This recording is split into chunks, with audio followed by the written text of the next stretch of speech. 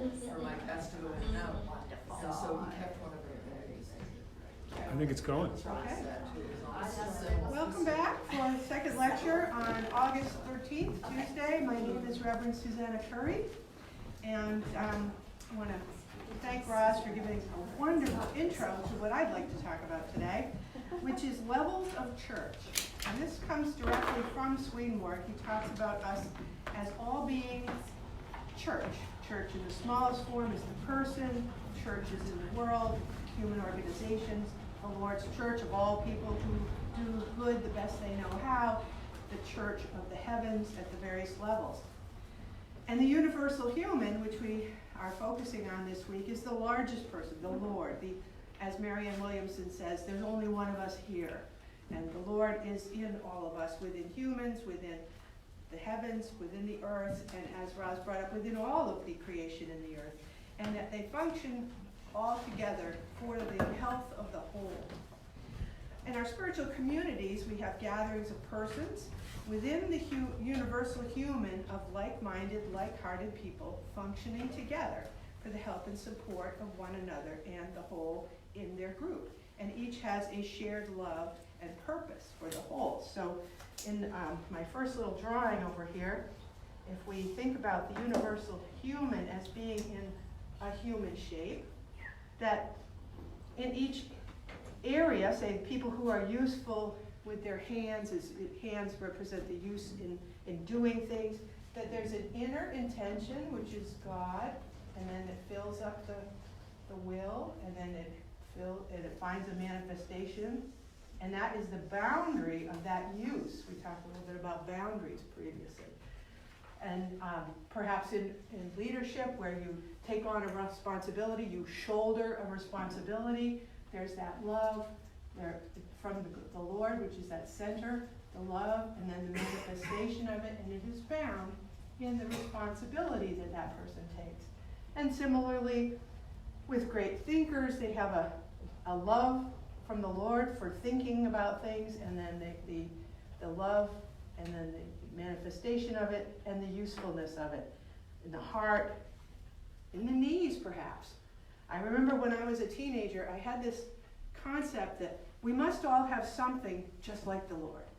I didn't know what. Now, I wasn't brought up in the church. I didn't find the new church until I was in my 30s. But somehow I determined that I had a shin just like the Lord. Who knows why? I'll have to look up the usefulness of the shin, but somehow that was the piece of me that I related, had some connection to God. So in that sense of a universal human and the uses of communities within that human, we can see how they're all necessary, that we can't function without hands. Certainly this guy's functioning without feet. We need all of the parts, and so the universal human needs all of the parts to work together to become a whole. Now, this concept of levels is common to both the concept of universal human and the understanding of spiritual community. And that within spiritual community, within our home, our churches, our Freiburg Assembly, and within ourselves, and he writes in DLW 185, absolutely everything that happens in the spiritual world and in the physical world results from a confluence of distinct and gradual levels, or of vertical and horizontal levels. We call the dimension constituted by distinct levels height, and the dimension constituted by gradual levels as width. Now, levels, distinct and gradual, height and width, these are forms in the physical world, concepts in the physical world that help us understand the spiritual behind things. And the distinct and vertical levels I'm going to talk about in a moment, but I want to talk about the gradual levels right now. And this has to do with how we grow. Gradual levels are the horizontal, and you might think of them as relating to the life cycle. So we start out pretty small. That's our little beginning of life, gradual level wisdom. And then we gain a little more wisdom, and we become a little bigger.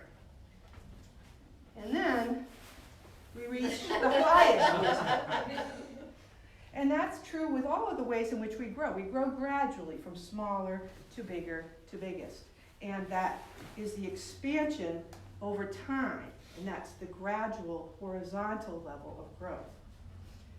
Now, distinct vertical levels have more to do with purpose, means, and results. I'm going to read something from Swedenborg about that.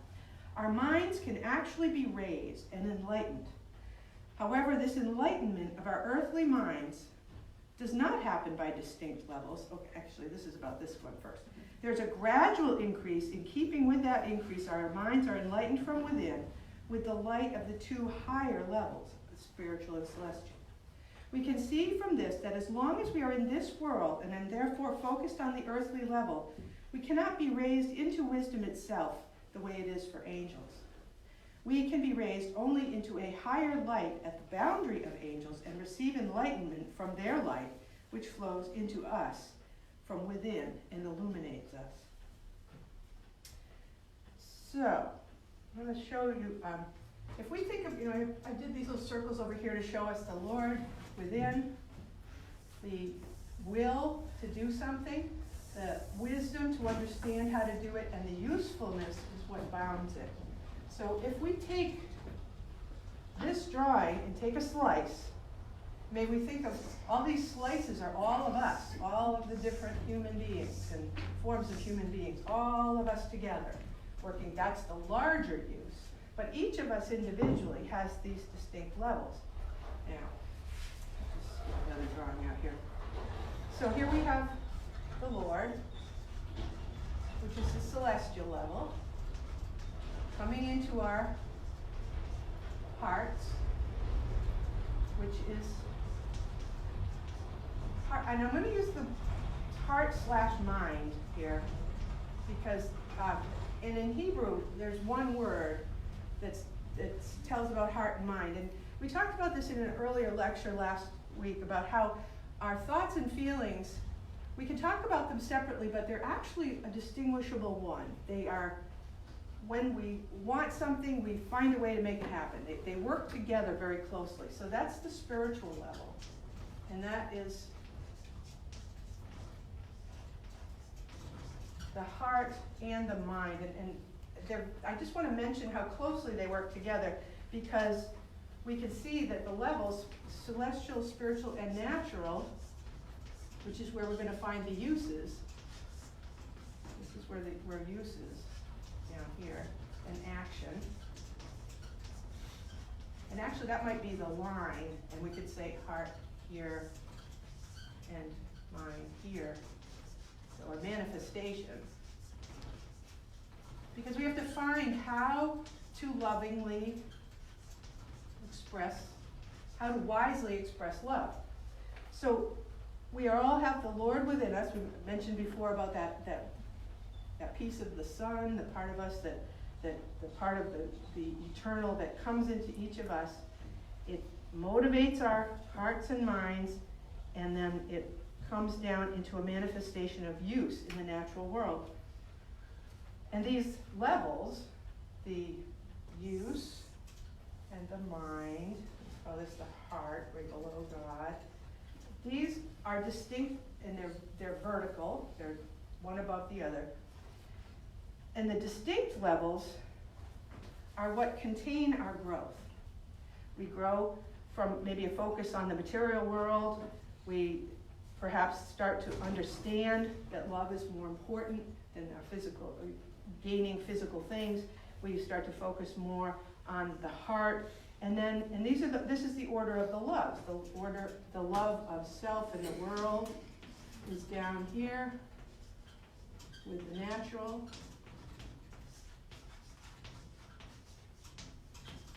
Love of others, and love of God at the top. And we all have these within us, and it determines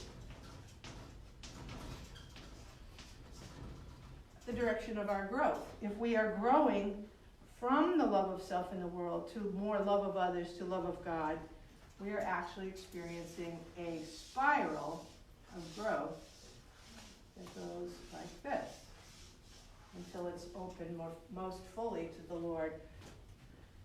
And what I wanted to get to with this idea is it helps us to understand how we are internally.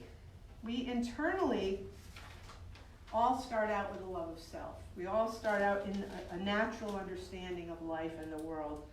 And think about for a minute that, that the Lord is shining down on us. Let's throw a little sun up here. The Lord, if we think of the Lord as the sun, is shining into us through all the levels. So then we can think about, okay, can we pause for a minute there on vertical levels? Does that make sense? Yes. Anybody got any questions about that?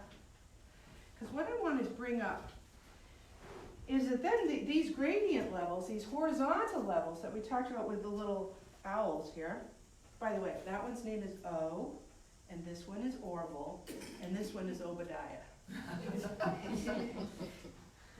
If we think about it, and when we think about our growth, if we're looking at this as the center of the circle, and this is where the Lord is shining into us, the closer we get to that circle, the closer, we're going to get closer as we get up, we go up because it's the love of the Lord.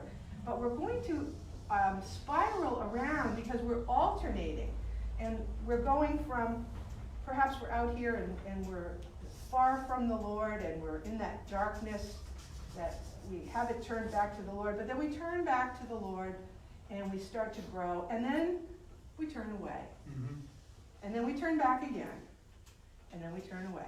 But if we're moving upward in that growth, and another way of thinking of this, and particularly in church life, in the communities that we're in, sometimes people really need to be part of the community and be really involved, and then they need to go away for a while.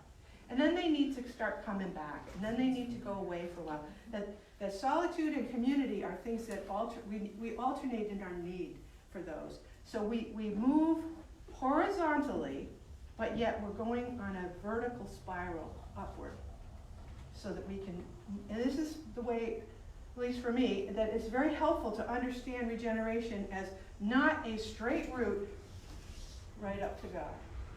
It's going to have its being close to God and going farther away from God, close to others and farther away from others, and then spiraling back. But hopefully, when we spiral back, we're at a higher level. Have you had that experience where you learned or had a lesson, you didn't really want it, kind of pushed it away, and then, there it comes again, there it comes again, there it comes again. But hopefully you have more self-awareness each time it happens. And Swedenborg wrote that the angelic heavens may serve as an example for better comprehension of the reality and nature of distinct levels and how they differ from gradual levels. There are 3 heavens marked off by vertical levels so that one is underneath another. The only way they communicate is by an inflow that comes from the Lord through the heavens in sequence down to the lowest, and not the other way around. Each heaven on its own, though, is marked off not by vertical levels but by horizontal ones. The people in the middle or center are in the light of wisdom, while those around them, all the way to the borders, are in the shadow of wisdom. That is, wisdom wanes all the way to ignorance as the light declines into shadow, which happens gradually. It is the same with us. So if I expand this sun shining above as the Lord, and we add the heavens, and we put in the world of spirits in here where things get sorted out, then we have a natural heaven, a spiritual heaven, and a celestial heaven. And in the celestial heaven, the Lord flows in very strongly into their hearts. I'm just going to make this get narrower as it goes down. In the spiritual heaven, the Lord is flowing into their minds, and in the natural heaven, flowing into their uses. And it flows in to the extent that the person can receive it. But yet, we still have those horizontal levels that allow the natural angels to grow. But you'll see that This is the darkness that he talks about, the darkness of ignorance, and then they get closer and closer to the light as they get further and further up, closer and closer connected to God. So it's all about what you are accepting into yourself. So where are you on the path of accepting this light and love from the Lord? How much light do you allow through your understanding? How much light, love do you accept into your heart, coming from the Lord through the heavens into us? And how much do you manifest love and understanding in your actions? We do this all differently. And in community, we make decisions collaboratively from the input of all involved. And I want to mention that it is in this, we'll make this person stripes, and this person is polka dots, this person is different stripes, and this person is wavy lines. Everybody is different as we join together in community. And we need that differences, and Swedenborg writes that heaven is more perfect the more diversity is combined in unity. And this is from Heaven and Hell, just as a whole community is a heaven in lesser form, so too an angel is a heaven in the least form. For heaven is not outside angels, but within them. Their deeper levels, the levels of their minds, are arranged in the form of heaven, and therefore are arranged to accept all the elements of heaven that are outside them. These elements they accept according to the quality of the goodness that is within them from the Lord, and as a result, an angel is also a heaven, just as we as individual people are a church. And he further goes on to say, we can say the name of the church as we have of heaven, since the church is the Lord's heaven on earth.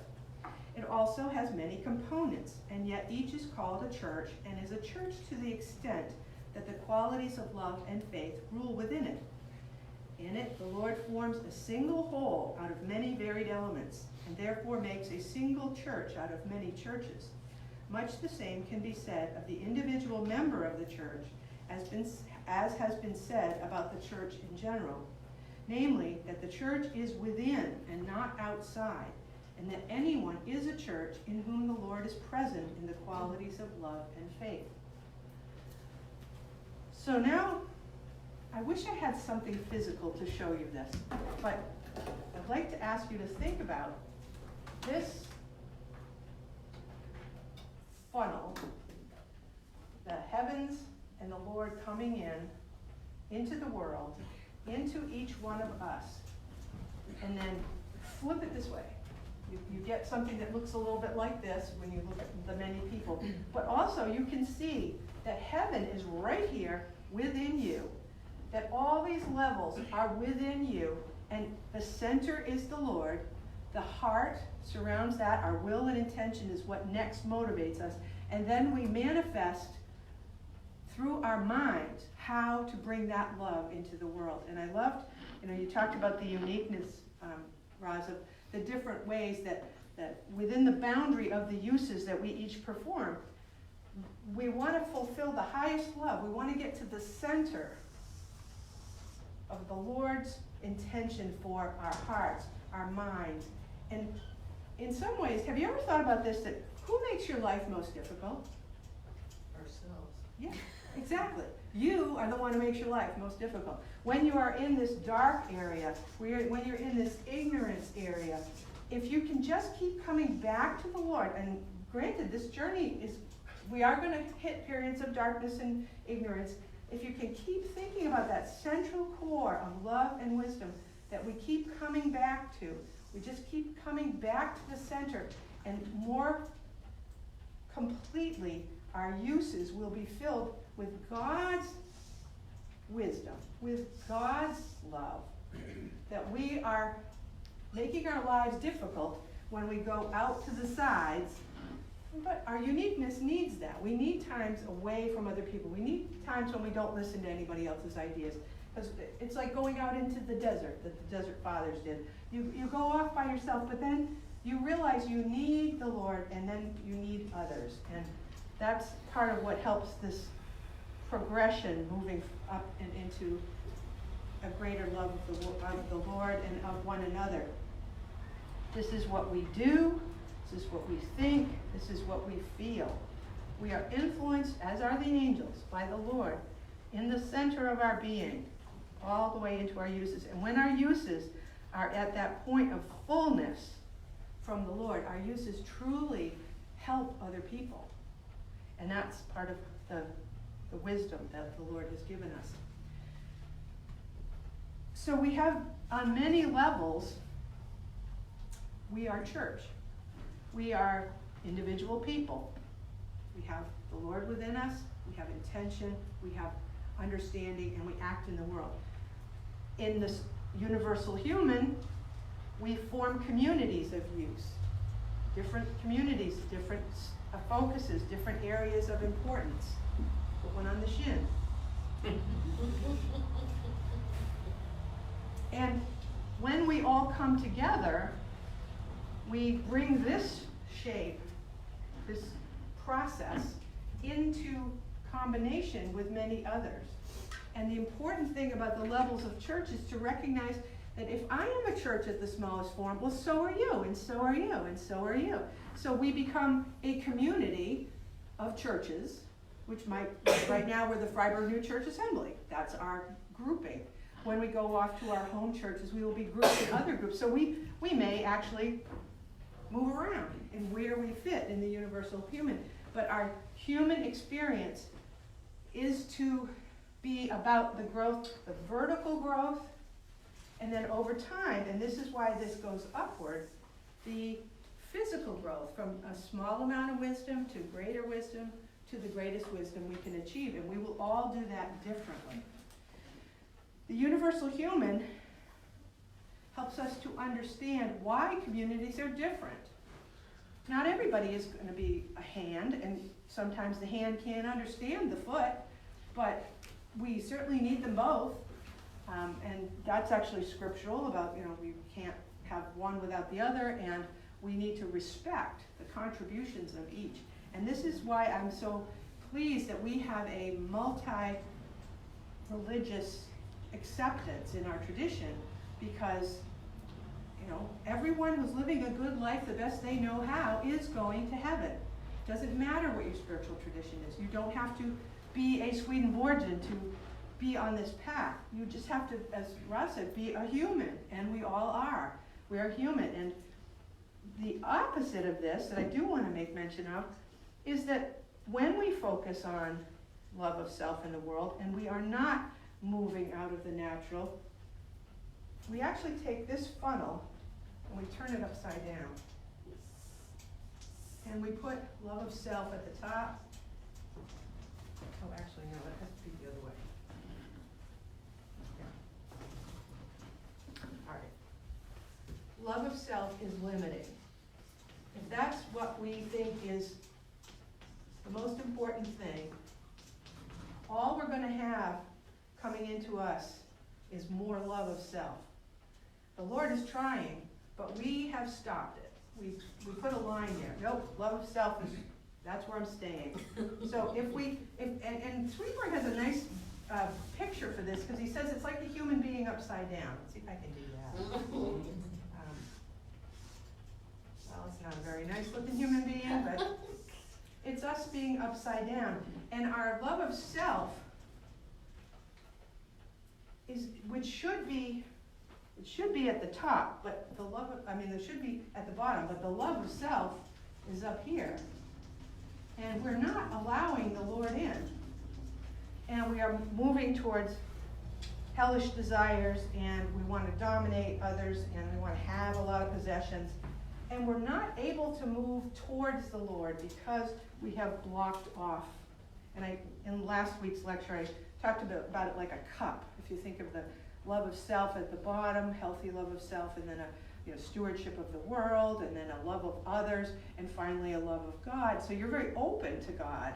But when you're upside down, you're like the inverted cup.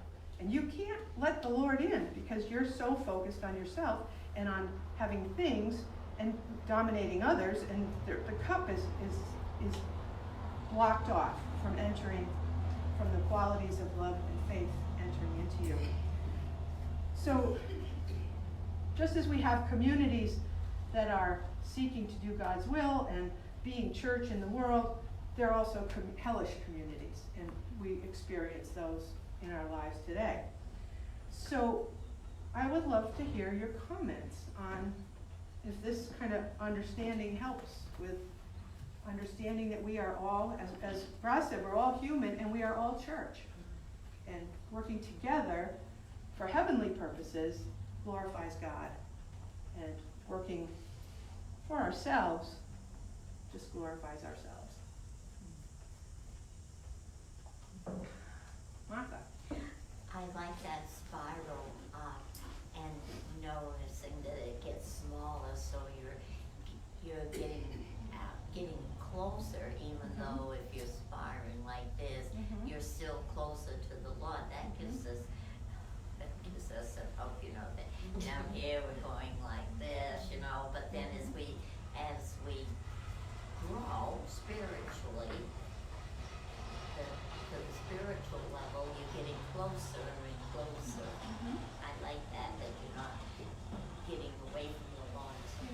You might even find that just, I think what we know when we're younger, we've done some wide swings of where we are and what we believe and what we feel, and then it sort of gets a little narrower as we get closer and closer to that. I was trying to figure out though, with your big slice and all of this, and now if you laid that slice down like this, and then that other funnel kind of would go up, up to the heavens. Yeah. It comes down into the middle of it, so it comes down into the heart of the community.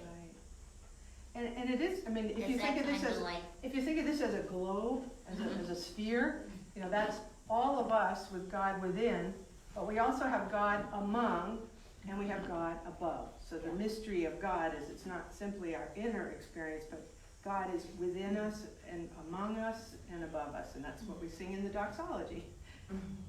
Dean, did you have something? Well, along with what Martha was saying, that the picture of the spiral is very much in raising children, because they need to spiral out, but then you can see it right out there that, Cece will come running back to her mother, but then, or Josh will be running away, and then somebody brings them back. That there's the same type of energy going on with children as they grow. Nice. Okay. While you were talking, because you were talking about the lateral increase. So I was thinking that when we spiral at the bottom, our sense of self is located in the periphery, but as we get nearer to God and the heavens, then our sense of self becomes more filled with God's love. But the wisdom, even though the peripherals are the dark parts, the ignorance and things like that, because of the lateral growth, it's almost like, we retain the ability to understand those outer parts from the center, so that, and that's sort of a kind of wisdom where we can understand people wherever they are. And so there's part of us spiraling inward, but then there's a part of us spiraling outward as we can understand more. And the other thing I forgot to say that I like about this is, think about, why are we growing up? It's like plants that reach for the sun. That we have a natural inborn desire. When we look at the little children, and I don't think there's anything but love in them, we have a desire for love and to see the Lord. And it's when things hurt us that we tend to turn backwards. If someone doesn't, if someone shows you that you don't matter, they say, I don't care about your opinion, you don't matter. That's when we start to move away from the center of love, and we move out. And then we need love to draw us back in. We need someone's encouragement. We need each other. These are not just separate people. These are people who are interacting with each other, that this outer edge is really very malleable and porous, because we do affect each other.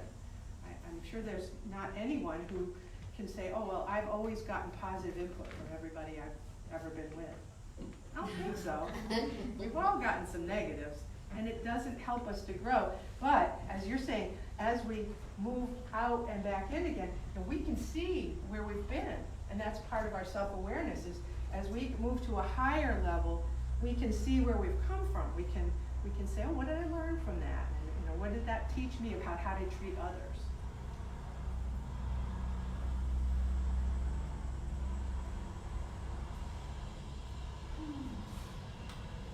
Anybody else? Ross? I was very encouraged with your circle showing all the individual pieces. That each one is different but contributes to the whole. But sort of in globalization, like right now, there's maybe wars and threats of war, and the different nations in the world are not coming together like that. But the vision is beautiful of all the nations with their individual characteristics, ruling loves or whatever. There's the vision that we could all, as a human family,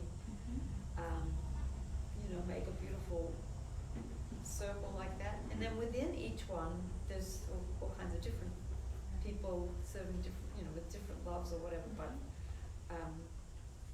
it won't be in my lifetime, I don't think. And maybe we're slowly moving towards that. But just that vision that there could be a universal church that really fits together in all the pieces. Would be beautiful. Herb and then Dean? Yeah, I was thinking of your spiraling illustration there, and thinking about when we turn away from God, and I thought of Yeats' The Second Coming, turning and turning, and its widening gyre, the falcon cannot hear the falconer. Things fall apart, the center cannot hold, mere anarchy is loosed upon the world, the blood dimmed tide of innocence is the blood-dim tide is loosed, and everywhere the ceremony of innocence is drowned. The best lack all conviction, and the worst are full of passion and intensity. Wow. That's beautiful. So that's the downside. Yeah. But it's beautifully said, and it's like we're saying that this is the natural world, this is the uses that we're performing, and maybe, it's pretty rough out there sometimes. It's not the smoothness of the unity. There's rough patches. Dean? I'm starting to not think the spiral is a continuous thing. It doesn't feel right to me that I'm on a spiral moving towards the heavens. I feel like it's discontinuous, that I'll be at a certain level and I'll need some kind of pop to get me to the next one. And while that might be a spiral that I'm on, but it's sort of more like a quantum jump. And I'm saying this because after I said the thing about the kids, I thought about my son Ben. At one point, when he was about 12, he told me, not until just a couple of years ago, he's 33 now, he told me, one day I was coming downstairs and I heard you and Mom talking, and I realized you have no idea what you're doing. And, and I believe that is the point where he made that discontinuous jump from being cycling around mom and dad, love mom and dad, mom and dad, mom and dad, to boom. Here I am now going towards my own kingship, going towards, the other things, but I just don't think it's and that continuous. That might be a circling, like you're saying down here life is like this, and then he has a leap of understanding. Going up from the natural level to the level of the and spiritual usually caused by level. fastation, usually caused by not having any clue what until it finally reappears, or it's pain. It's not. Right, there is certainly, This is trauma not groovy. happens, injury, illness, Illness. new awarenesses, new experiences, and you're right, that this spiral can be, you know, you can tread water and just keep going around and around and around, or you can jump up and then be at a new And he level. didn't tell us, you know, No, he not never at 12. once, it probably scared him to see that mom and dad really don't know what they're doing.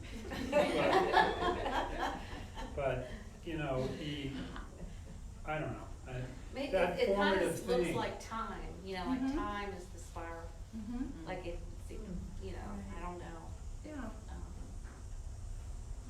So those jumps could be could be hops on the spiral Right. And time. I would, if I can say one more thing, I would say that each and every one of us have those kinds of moments that we could probably remember from our own lives, when mother and father somehow or other didn't have all the answers, or did something opposite what you think they would do, and it forms in your brain and makes you more independent and gets you going on that spiral, but it's not continuous. Good point. And that's what the limitation of any of our models, is they are just a model to try to help us understand how in general life can go, but it's never gonna be perfectly like that. Martha? Well, I was also thinking of a slinky. Uh-huh. And you know, if you pull it up like this, it keeps going like this, but sometimes it drops down. So I'm wondering if you're not, sometimes you're down here treading water, oh, I think I get this now. But then maybe your ego is what it's getting at, and so all of a sudden, oh, I'm going this way again. And I think you may be moving around going up, but it's not always in that That's right. progression. Yeah, it can go backwards. Denise? I was thinking the same thing, or something similar. That the spiral is always there, or we could use that as a model, but we become unaware, or we think we've jumped off it, or we have leaps within it, but we're still on the spiral, but that spiral includes changes in consciousness, and even when we think we're running far away, we're still part of that is still within us, or we're still part of that in community. There are different, there's a spectrum that we're always working with. And so we can still be on the spiral while experiencing ourselves as being way over there, or other people experiencing us as going down that way or going out that way. But that model still holds well for a life that doesn't look like it's going in this smooth, even Yeah. spiral upward. And the general idea is, the spiral upward is, as we said, like plants looking to the light. You know, we are born to look to God, but we are so often hurt and move away in self-protectiveness or things like that. Hugh and then Amy? Yeah, in the third testament, it refers to the circle of life, and then it says, which is the circle of regeneration. And that circle is not just going around in the same track, it is a spiral, goes up or down. And sometimes as you're going around the circle or spiral, you come to a point that says, I've been here before. Yeah. But you're actually in a parallel spot. You're not the same as you were 10 years ago, even though you might be struggling with the same problem or something very similar. You're just in a higher level or lower to that spot. The other is that something else that tends to work is, as you're talking about drawing closer to the center and farther away, I'm thinking of a comet. Comets move in elliptical orbits. And as they get closer to the center, which is the sun, they shed ice and dust. Thinking about as we get closer to the Lord, what is shed from us? The ice and dust we have in our lives. And then we start spiraling out again. So more lessons to learn. Amy We and could then be Garth. comments. Yeah, when you went to the head part, the thinkers or the, you know, like the loves of wanting to, did you say lead others or? Well, I actually was thinking about the shoulders as leadership and Okay, responsibility, maybe that and was then the the one. head Okay, was right, so the shoulder. ideas. Yeah, I mean, it seems like to me, most people that wanna be in charge are self-serving. Mhm. It seems like that. Mhm. Or they're not, well, I mean, there's good leaders and not good leaders. Like I found it really interesting once I met, like I was working in the music industry and we got to meet like the head of global EMI. Mhm. But we also met like the other guys that were like maybe just USA EMI. And the way these guys dressed and the way they looked were so different. The most powerful guy was the most casual, easy to get, easy to talk to, very open. All he cared about really was the music. Mhm. And then the underlings, but we're still talking like the highest levels of power in these industries. He dressed in suits, straight, power, just projecting power. I just thought that was so interesting. So But, it's like this circle was over here, where all the differences. You know, that this circle is not just a person, that's a community with all those different types of beings. You know, they're all working in management at the same Yeah, company, yeah. but they're all different and they're shouldering that responsibility together. Mm. Yeah, it just seems to me that, but then when you're talking about the global differences, the people, the dictators and the presidents and all that, I mean, they seem self-serving. So I'm just kind of So struggling they with have, that idea. so if the Lord is in everyone, but Okay. they have different loves and different manifestations. So maybe the upper guy wore polka dots and the other guys had striped ties, but they have different loves in here. One is maybe a love for power and the other's a love for music. So they have different loves, but they work together. Mm. Okay.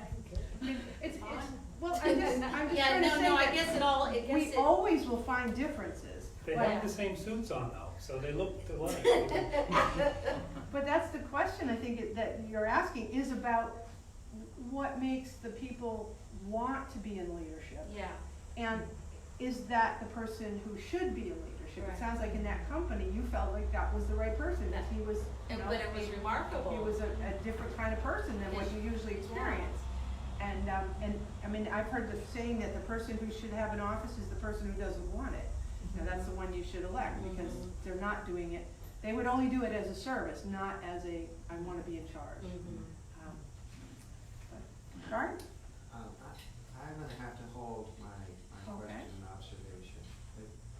I think I'll try it in the discussion group, so that might be an at least a note that there's a discussion group at 11 where it's possible to bring in thoughts that may not relate directly to what we're talking about.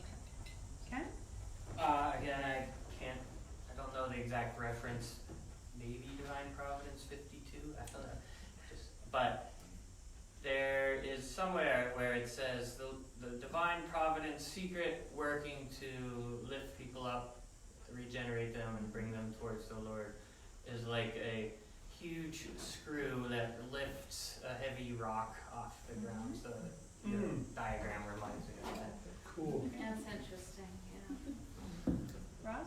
No, that's. Okay. Okay, shall we have a little longer break and then come back for discussion group at 11?